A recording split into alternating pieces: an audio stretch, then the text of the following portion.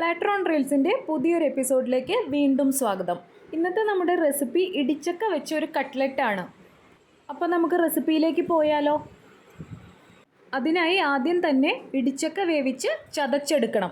ഇടിച്ചക്ക വേവിക്കുന്നതൊക്കെ 2-3 റെസിപ്പിയിൽ കാണിച്ചിരിക്കുന്നത് കൊണ്ട് ഞാനിതിൽ കാണിക്കുന്നില്ല. മഞ്ഞൾപ്പൊടിയും മുളക് പൊടിയും ഉപ്പും ചേർത്ത് ചക്ക ഞാനിവിടെ വേവിച്ച് ചതച്ചെടുത്ത് വെച്ചിട്ടുണ്ട്. ഈ ചതച്ചെടുത്ത് വെച്ചിരിക്കുന്ന ചക്കയുടെ അളവ് എന്ന് പറയുന്നത് 1.5 കപ്പാണ്. ഇനി നമുക്ക് പൊട്ടറ്റോ വേവിച്ചെടുക്കണം. 2 ചെറിയ പൊട്ടറ്റോ ആണ് ഞാനിവിടെ എടുത്തിരിക്കുന്നത്. പൊട്ടറ്റോ ചെറിയ കഷ്ണങ്ങളാക്കി നുറുക്കി 1/2 കപ്പ് വെള്ളം ചേർത്ത് മീഡിയം ടു ഹൈ ഫ്ലെയിമിൽ വെച്ച് 2 വിസിൽ വരുന്നത് വരെയാണ് ഞാനിത് വേവിച്ചെടുത്തിരിക്കുന്നത്.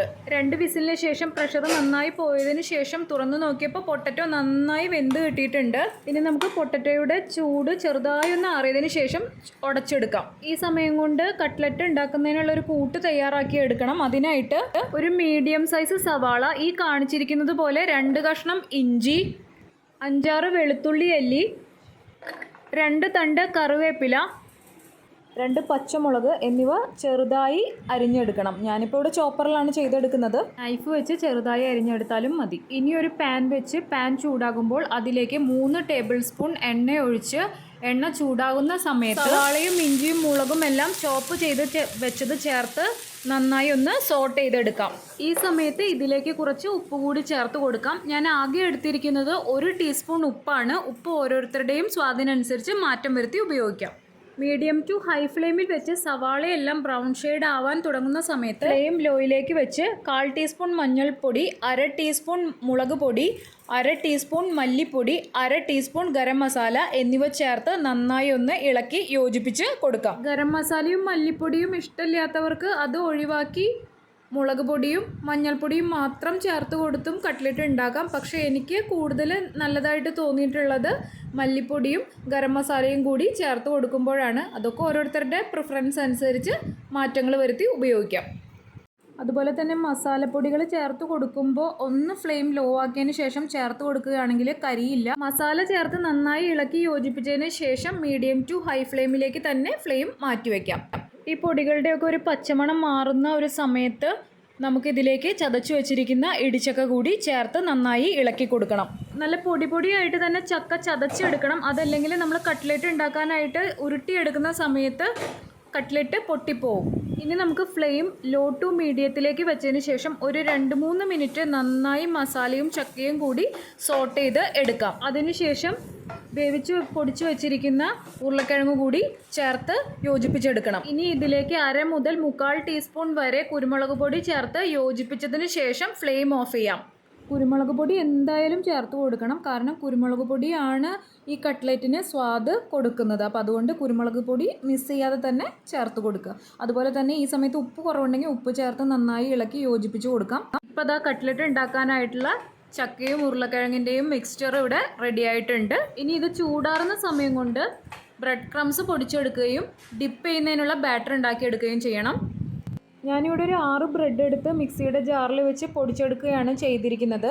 അപ്പോൾ ഇതാ ബ്രെഡ് ക്രംസും റെഡിയാക്കി വെച്ചിട്ടുണ്ട്.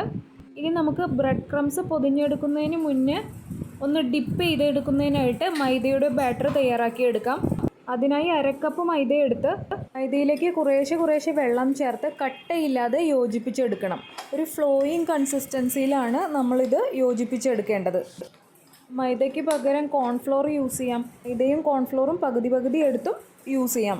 ഇപ്പോൾ ഇതാ മൈദ ബാറ്ററും റെഡി ആയിട്ടുണ്ട്. 1/4 കപ്പിന് താഴെ വെള്ളമാണ് മൈദ ബാറ്റർ തയ്യാറാക്കിയെടുക്കാൻ എടുത്തിരിക്കുന്നത്. ഇനി നമുക്ക് കട്ട്ലറ്റ് ഷേപ്പ് ചെയ്തെടുക്കാം. അതിനായിട്ട് നമ്മൾ ഉണ്ടാക്കി വെച്ചിരിക്കുന്ന ഉരുളക്കിഴങ്ങും ഇടിയൻ ചക്കയും മിശ്രിതത്തിൽ നിന്നെടുത്ത് ഒരു ഉരുളയാക്കിയതിന് ശേഷം 2 കൈ വെച്ച് ഇപ്പോൾ ഞാൻ ഈ കാണിക്കുന്നത് പോലെ ഷേപ്പാക്കി എടുക്കാം. മൈദ ബാറ്ററിൽ ഒന്ന് ഡിപ്പ് ചെയ്തതിന് ശേഷം എക്സസ് ബാറ്റർ ഒന്ന് കുടഞ്ഞു കളഞ്ഞതിന് ശേഷം ബ്രെഡ് ക്രംസിൽ നമുക്ക് കട്ട്ലറ്റ് പൊതിഞ്ഞെടുക്കാം. ഇങ്ങനെ കോട്ട് ചെയ്തെടുക്കുമ്പോൾ ഒരു സ്പൂൺ വെച്ച് ആദ്യം ബ്രെഡ് ക്രംസ് കട്ട്ലറ്റിൽ പൊതിഞ്ഞെടുക്കുകയോ അതല്ലെങ്കിൽ മറ്റേ കൈ വെച്ച് ബ്രെഡ് ക്രംസിൽ പൊതിഞ്ഞെടുക്കുകയോ ചെയ്യാം. അതല്ലാതെ ബാറ്റർ ഡിപ്പ് ചെയ്യാൻ ഉപയോഗിച്ച കൈ കൊണ്ട് തന്നെ നമ്മൾ ക്രംസ് പൊതിഞ്ഞെടുക്കുമ്പോൾ കയ്യിൽ മുഴുവൻ ക്രംസ് പറ്റിപ്പിടിച്ച് എപ്പോഴും കൈ കഴുകേണ്ടതായിട്ട് വരും. ഇപ്പോൾ ഞാനിവിടെ 14 കട്ട്ലറ്റ് ഷേപ്പ് ചെയ്ത് എടുത്തിട്ടുണ്ട്. ഇനി നമുക്കിത് ഫ്രൈ ചെയ്തെടുക്കാം. അതിനായിട്ടൊരു ചീനച്ചട്ടി വെച്ച് ചൂടാകുമ്പോൾ അതിലേക്ക് എണ്ണ ഒഴിക്കണം. എണ്ണ നന്നായി ചൂടായതിന് ശേഷം മീഡിയം ടു ഹൈ ഫ്ലെയിമിലേക്ക് ആക്കണം. ഞാനിവിടെ സൺഫ്ലവർ ഓയിലാണ് കട്ട്ലറ്റ് ഫ്രൈ ചെയ്യാനായിട്ട് എടുത്തിരിക്കുന്നത്. കട്ട്ലറ്റ് ഉണ്ടാക്കുമ്പോൾ ഏറ്റവും പ്രധാനപ്പെട്ടൊരു കാര്യമാണ് എണ്ണയുടെ ചൂട് നിലനിർത്തുക എന്നുള്ളത്. എണ്ണയുടെ ചൂട് കുറഞ്ഞു പോയാൽ കട്ട്ലറ്റ് പൊട്ടിപ്പോവുകയും ചെയ്യും, അതുപോലെ തന്നെ എണ്ണ കുടിക്കുകയും ചെയ്യും. ചൂട് കൂടിപ്പോയാൽ കട്ട്ലറ്റ് കരിഞ്ഞു പോവുകയും ചെയ്യും. അതുകൊണ്ട് എണ്ണയുടെ ചൂട് നിലനിർത്തുക എന്നുള്ളത് നന്നായി ശ്രദ്ധിക്കേണ്ട ഒരു കാര്യമാണ്. ഇതായിപ്പോൾ ഞാൻ എണ്ണ ഹൈ ഫ്ലെയിമിൽ വെച്ച് നന്നായി ചൂടാക്കി എടുത്തിട്ടുണ്ട്. എന്നിട്ട് കട്ട്ലറ്റ് ഇടുന്നതിന് മുന്നേ മീഡിയം ടു ഹൈ ഫ്ലെയിമിലേക്ക് ആക്കിയതിന് ശേഷം ഓരോ കട്ട്ലറ്റായി എണ്ണയിലേക്ക് ഇട്ട് കൊടുത്തിട്ടുണ്ട്. അതുപോലെ തന്നെ കട്ട്ലറ്റ് എണ്ണയിലേക്ക് ഇടുന്നത് ക്രൗഡഡ് ആയിട്ട് ഇടാതിരിക്കാനായിട്ട് ശ്രദ്ധിക്കണം. കട്ട്ലറ്റ് വേവാനായിട്ട് അധികം സമയമൊന്നും എടുക്കില്ല. ഓൾറെഡി ഫില്ലിംഗ് എല്ലാം വെന്തതാണ്. ജസ്റ്റ് ആ ക്രംസ് ഒന്ന് മുരിഞ്ഞെടുക്കേണ്ട ആ ഒരു സമയം മാത്രമേ എടുക്കുകയുള്ളൂ. ഒരു സൈഡ് മുരിഞ്ഞു തുടങ്ങുമ്പോൾ നമുക്ക് മറ്റേ സൈഡും ഒന്ന് തിരിച്ചിട്ട് ജസ്റ്റ് ഒന്ന് മുരിച്ചെടുക്കാം.